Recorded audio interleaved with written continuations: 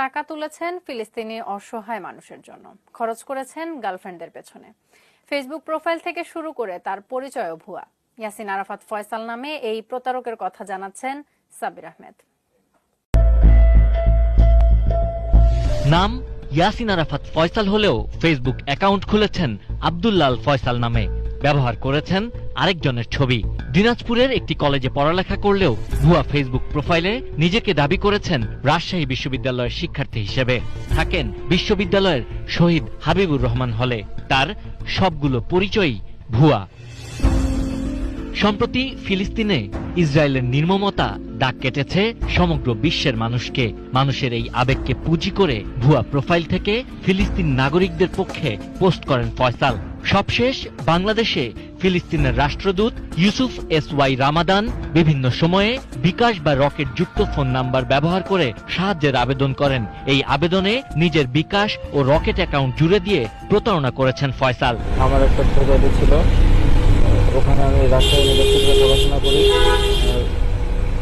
ওখানে আমি একটা পোস্ট করছিলাম, ফিলিস্তিন দূতাবাসে নাম্বার দেওয়া ছিল, আমার নাম্বার দিয়ে বিকাশে টাকা দেওয়ার জন্য। ফয়সাল নিজের ফেক অ্যাকাউন্টে লিখেছেন তিনি বিকাশে কাজ করেন, কিন্তু এই তথ্য ছিল ভুয়া। এই ইয়াসির আরাফাত, তাই তাকে ধরতে বেগ পেতে হয়েছে গোয়েন্দাদের। প্রতারণার উদ্দেশ্যেই একটা ভিন্ন আইডি খুলেছে, যেখানে তার পরিচয়, তার ছবি সমস্ত কিছুই ভুয়া ব্যবহার করেছে।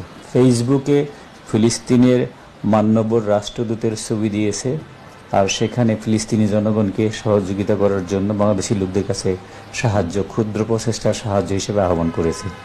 এই কাজটা করতে গিয়ে সে নিজের বিকাশ অ্যাকাউন্টগুলোকে ব্যবহার করেছে। আর এখানে সে মোটামুটি বিপুল সংখ্যক মানুষের কাছ থেকে সারা পেয়ে টাকা পয়সাগুলো পেয়েছে, এবং আমরা রেকর্ড দেখেছি সেই টাকাগুলো সে বিভিন্ন জায়গায় আবার সেন্ড মানি করে দিয়েছে।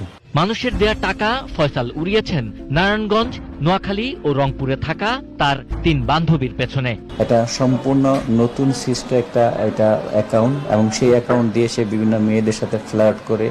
আমরা দেখেছি এই প্রতারক ফয়সাল, তার একাধিক গার্লফ্রেন্ড আছে, সেই গার্লফ্রেন্ডদের সাথে টাকাগুলো দিয়ে ফুর্তি করার জন্যই সেই প্রতারণামূলক কাজটা করেছে বলে প্রাথমিকভাবে আমাদের কাছে স্বীকার করেছে।